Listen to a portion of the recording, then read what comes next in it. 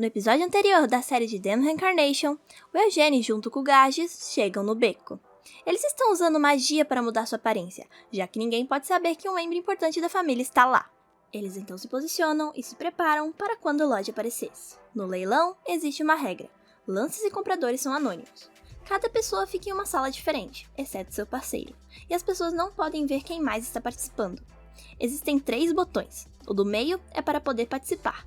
O da direita, se você quiser aumentar sua oferta, e o esquerdo, se você precisar de assistência adicional.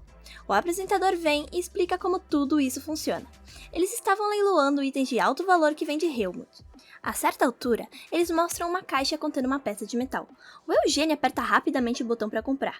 Ele percebeu que esse fragmento de metal pertence à espada do Lunar. Em sua vida passada, ele encontrou a espada em Khazard. Essa espada só obedeceu ao Vermouth. O Eugene pensa que talvez quando ele morreu, o Vermouth saiu e quebrou a espada no mesmo lugar. Eles o informam que o Lodge chegou no beco. O Eugene chega ao local da Sucubus e entra. A Sucubus que cuida dele o leva para os quartos, mas ele diz a ela que ele quer ir para a sala de jantar. Enquanto ele está comendo, seu irmão Lodge chega todo chupado. O Eugene segue eles e vê que eles estão indo para um lugar meio escondido. De repente, 3 homens saem e começam a ameaçar ele. O Eugene os derrota facilmente sem problemas. Ele entra e os 3 homens o atacam, mas eles são facilmente derrotados pela sua magia. Ele pega sua espada e vai para os quartos dos níveis 1 e 2. Ele vai para a sala do nível 3 e percebe que eles vão atacá-lo com magia negra. Rapidamente, ele puxa o fragmento da espada do Luar e absorve a magia negra. Nesse momento, um bruxo sai da sala, e Eugene percebe imediatamente que o Lodge estava ligado à magia negra. Ele ficou muito bravo porque o próprio pai dele tinha avisado que ele não deveria entrar em contato com magia negra. Nesse momento, vemos Eugene muito furioso liberando todo o seu poder. Mas por trás do mago aparecem 2 demônios que trabalham para ele. Eles se jogam contra o Eugene, mas ele é muito poderoso e os demônios não são rivais dignos de sua força. Ele acaba destruindo eles sem nenhuma dificuldade. Então o mago pensa em como Eugene poderia ser tão poderoso. O Eugene diz ao mago para sair do caminho, mas ele tenta bloqueá-lo usando seus poderes. Eugene desvia facilmente e coloca sua espada contra o pescoço do mago, e avisa ele para não se mover ou então ele vai matá-lo. Quando ele entra na sala, encontra um cálice que é usado para fazer rituais, e dentro dele está um coração de unicórnio. Naquele momento, Eugene pensa que os unicórnios têm um poder e mana muito poderosos, e que eles foram até apelidados de água divina. Isso significa que o ritual que eles vão fazer deveria ser muito poderoso, porque a diferença entre um coração de unicórnio e um coração humano é abismal em termos de poder. Então Eugene pergunta ao mago que tipo de ritual ele iria fazer, e com que tipo de demônio ele pretende fazer isso, mas o mago diz a ele que não está tentando fazer nada, muito menos com algum demônio. Ele pretendia fazer com o Barão Walfer, que é um subordinado incubus da Duquesa Gebela, Rainha da Noite. Mas o Eugene sabe que, embora a Duquesa não seja do nível de um rei demônio, ela está no nível de ser chamada de Duquesa. Em todo caso, ele diz ao bruxo que ele esperava mais vendo que um coração de unicórnio estava sendo usado. Mas o mago responde que tudo foi pedido do Lodge, já que ele que foi que comprou o coração de unicórnio e contratou o feiticeiro para fazer o ritual.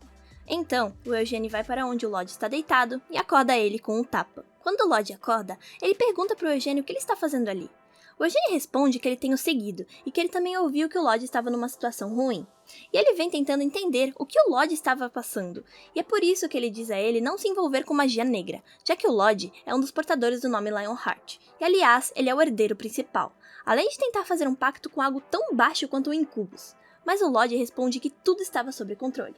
Isso deixa o Eugene com muita raiva, e ele dá uma forte cabeçada nele, e pergunta o que significa dizer que tudo estava sob controle, e que ele não tinha ideia do que era fazer um contrato com o demônio. Ele o manda parar de fingir que controlar o Incubus era algo simples. Então o Lodge responde que achou isso muito simples. Mas o Eugene ficou muito chateado e explica que fazer um contrato com o demônio requer dar sua alma a ele, então ele terá que obedecer tudo que o demônio lhe ordenar. Mesmo que o demônio ordene que ele mate toda a sua família, ele teria que fazer isso. Ele não deveria nem pensar que os demônios são criaturas com ética. O Lodge diz ao Eugene que ele não entende toda a dor que ele estava passando. Basicamente, o Lodge estava com inveja porque por 4 anos seu irmão estava tomando toda a atenção dele, e é por isso que ninguém ligava para ele. Mas o Eugene diz que isso não era verdade, uma vez que ambos receberam o mesmo tipo de apoio de suas famílias. Mas ele nunca soube como tirar vantagem de qualquer coisa.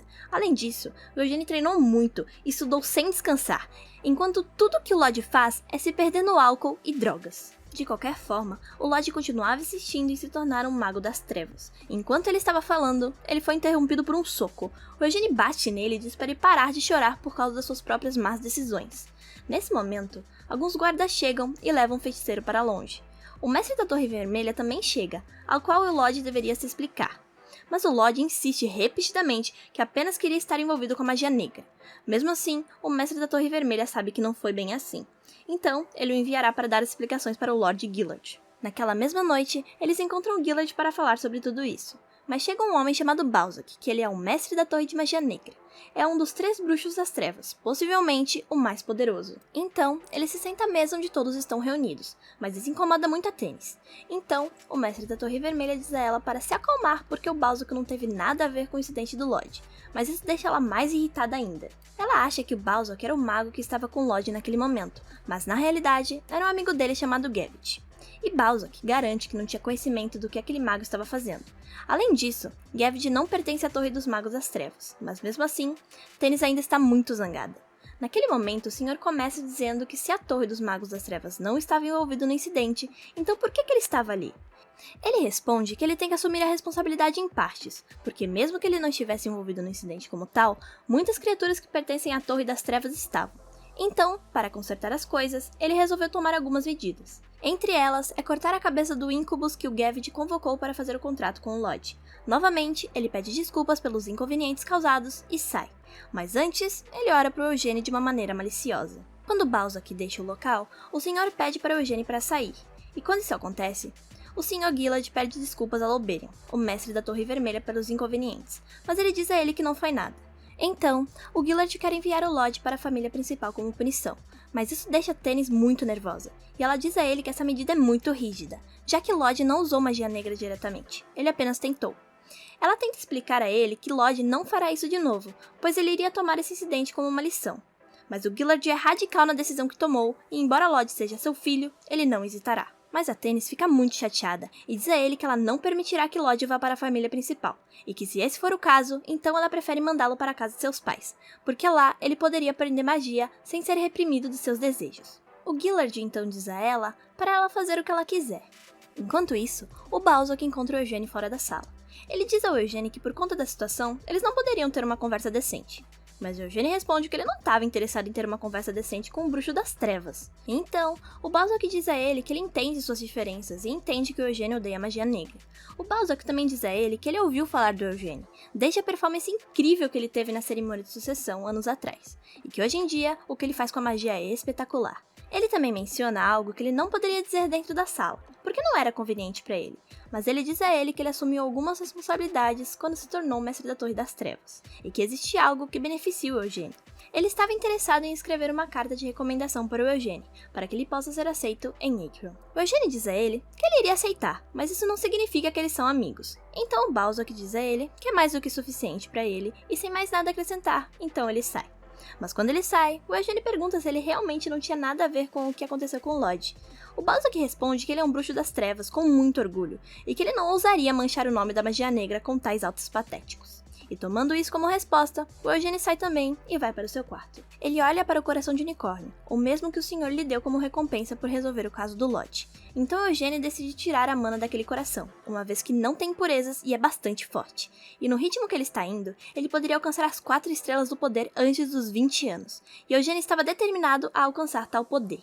Tudo pelo bem da família. Mas naquele momento, ele é interrompido pelo Garges, dizendo a ele que os testículos do gigante valem 30 milhões, e se eles não receberem o dinheiro antes da meia-noite, ele será colocado em leilão novamente. Eles vão então rapidamente ao banco.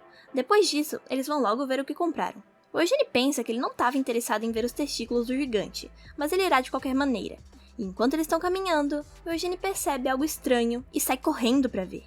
Porque o que ele viu, ou melhor, quem ele viu, foi a Sienna.